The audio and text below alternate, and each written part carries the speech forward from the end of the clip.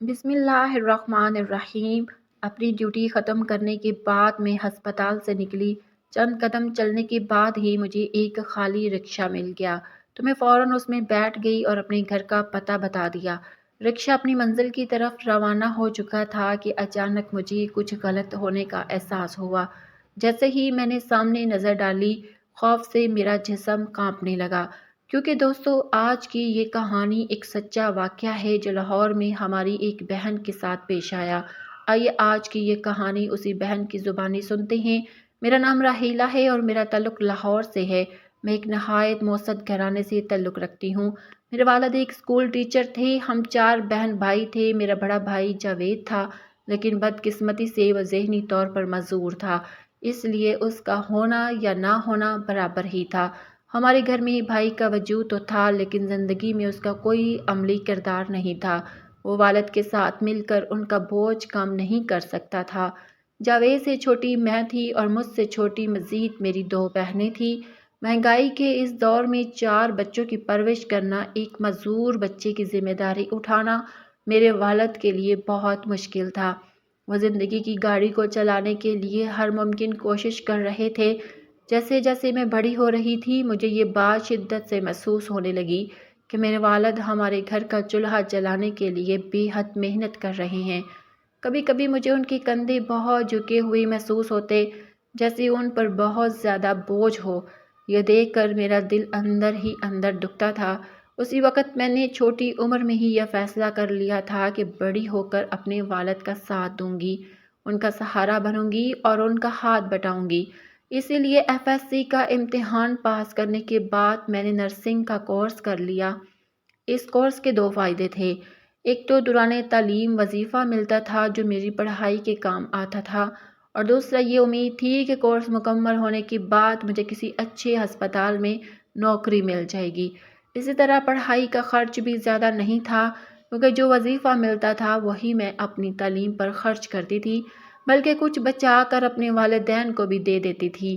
اسی طرح وقت گزرتا گیا اور آخرکار میری تعلیم مکمل ہو گئی۔ نرسنگ کا کورس ختم ہونے کے بعد میں نے چند ماہ مختلف چھوٹے ہسپتالوں میں کام کیا اور تجربہ حاصل کیا۔ پھر سرکاری نوکری کے لیے درخواست دے دی۔ شاید میری قسمت اچھی تھی یا اللہ تعالیٰ کو میرے والد کے بوڑھے کندھوں پر ترس آ گیا تھا۔ مجھے لاہور کے ایک بڑے ہسپتال میں نوکری مل گئی۔ تنخواہ بھی اچھی تھی، مگر ڈیوٹی صبح 9 بجے سے رات 9 بجے تک کی ہوتی تھی۔ ایک ہفتہ دن کی ڈیوٹی ہوتی اور اگلا ہفتے رات کی۔ اسی طرح تمام نرسوں کی ڈیوٹیاں بدلتی رہتی تھی۔ جب گھر میں میری تنخواہ آنے لگی تو بہت سی مشکلات حل ہو گئی۔ میری امی نے میری چھوٹی بہنوں کے جہیز کی تیاری شروع کر دی۔ اگرچہ میرے ابو چاہتے تھے کہ پہلے میری شادی ہو، مگر میں نے صاف انکار کر دیا اور کہا کہ میں پہلے اپنے والد کا ساتھ دینا چاہتی ہوں اور اپنی بہنوں کی شادیاں کرواؤں گی، پھر اپنی باری آئے گی۔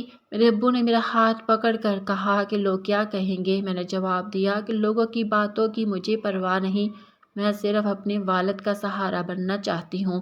یہ سن کر ابو نے میرا ماتھا چوما اور ان کی یہ محبت میرے لیے بہت حوصلہ افزا تھی۔ میں بہت دل جمی اور محنت سے اپنی ڈیوٹی سر انجام دے رہی تھی۔ 1 سال کے اندر ہی میں نے اپنی ایک چھوٹی بہن کی شادی بھی کر دی۔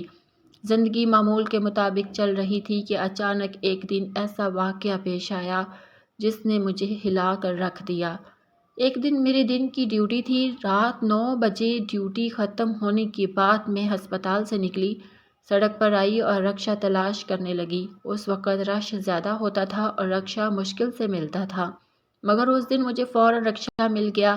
میں شکر ادا کرتی ہوئی اس میں بیٹھ گئی اور ڈرائیور کو پتہ بتایا۔ اس نے 150 روپے مانگے، مگر میں نے کہا کہ میں روز 100 روپے دیتی ہوں۔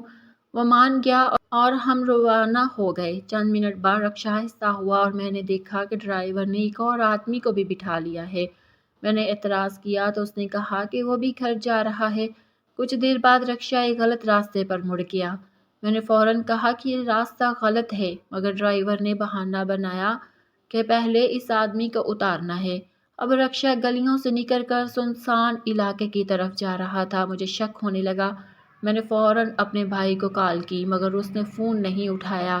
پھر میں نے ہسپتال کی ایک ڈاکٹر کو میسج کیا اور انہیں اپنی مشکل کے بارے میں بتایا۔ ڈیوٹی ختم کر کے میں آئی تھی، اب میں دل ہی دل میں دعا کر رہی تھی کہ یا اللہ وہ فوراً میرا میسج دیکھ لے، کیونکہ ان کی ڈیوٹی بھی ختم ہونے والی تھی اور اس وقت وہ اپنے شوہر کے ساتھ گاڑی میں گھر روانہ ہو جایا کرتی تھی۔ شاید یہ دعا کی قبولیت کا وقت تھا کہ انہوں نے فوراً ہی میرا میسج دیکھ لیا۔ میں نے لکھا کہ میں اس وقت مشکل میں ہوں۔ انہوں نے جواب دیا، کیا ہوا؟ سب خیریت تو ہے؟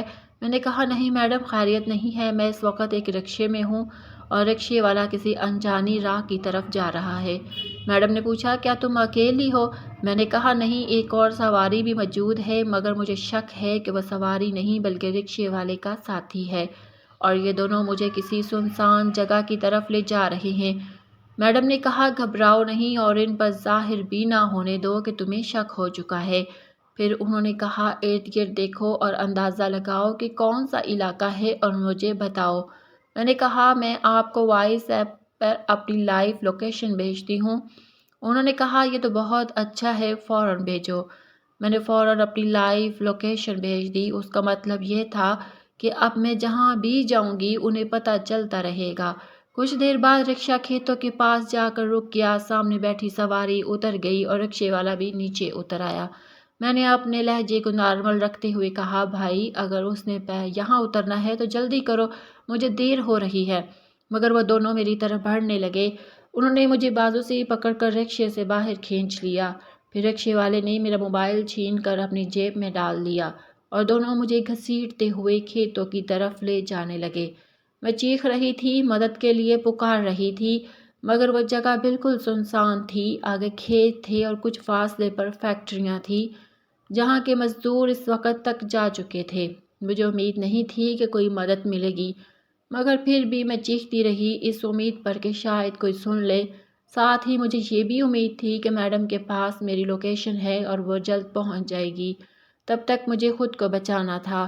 وہ مجھے کھیتوں کے اندر لے گئے اور زمین پر دھکا دے کر گرا دیا، پھر ادھر ادھر دیکھنے لگے۔ اچانک رکشے والے کے چہرے پر ایک شیطانی مسکراہٹ آئی اور وہ میری طرف جھکا۔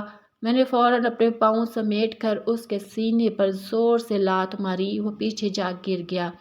اس پر وہ بہت غصہ آ گیا اور وہ دوبارہ میری طرف بڑھا۔ اس بار اس کے ساتھی نے مجھے مضبوطی سے پکڑ لیا اور رکشے والا بری نیت کے ساتھ میری طرف بڑھنے لگا۔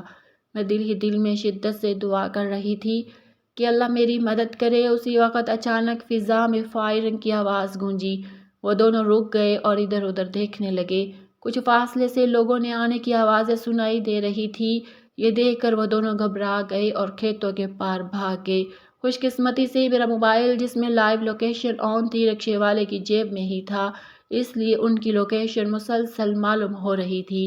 کچھ دیر بعد میڈم وہاں پہنچ گئی، ان کے ساتھ ان کے شوہر اور 2 پولیس والے بھی تھے۔ انہوں نے مجھے سہارا دے کر اٹھایا، میرے کپڑے صاف کیے اور مجھے اپنی گاڑی میں بٹھا لیا۔ انہوں نے مجھے پانی دیا اور لمبے سانس لینے کو کہا۔ کچھ دیر بعد جب میں سنبھلی تو انہوں نے بتایا کہ جیسے ہی انہیں لوکیشن ملی وہ اپنے شوہر کے ساتھ فوراً نکل پڑی اور راستے میں پولیس کو بھی ساتھ لے لیا۔ بعد میں پولیس والوں نے لوکیشن کی مدد سے ان دونوں مجرموں کو بھی پکڑ لیا۔ گھر پہنچنے کے بعد میڈم نے میری حوصلہ افزائی کی اور کہا کہ میری حاضر دماغی اور لائیو لوکیشن بھیجنے کی وجہ سے میری جان اور عزت بچ گئی۔ انہوں نے مجھے 2 دن آرام کرنے کو کہا۔ وہ رات میری زندگی کی سب سے خوفناک مگر خوش قسمت راتوں میں سے ایک تھی۔ اگلے دن پولیس اسٹیشن سے کال آئی، میں اپنے والد کے ساتھ وہاں گئی۔ انہوں نے میری تعریف کی اور کہا کہ میری سمجھداری کی وجہ سے نہ صرف میں بچ گئی بلکہ مجرم بھی پکڑے گئے۔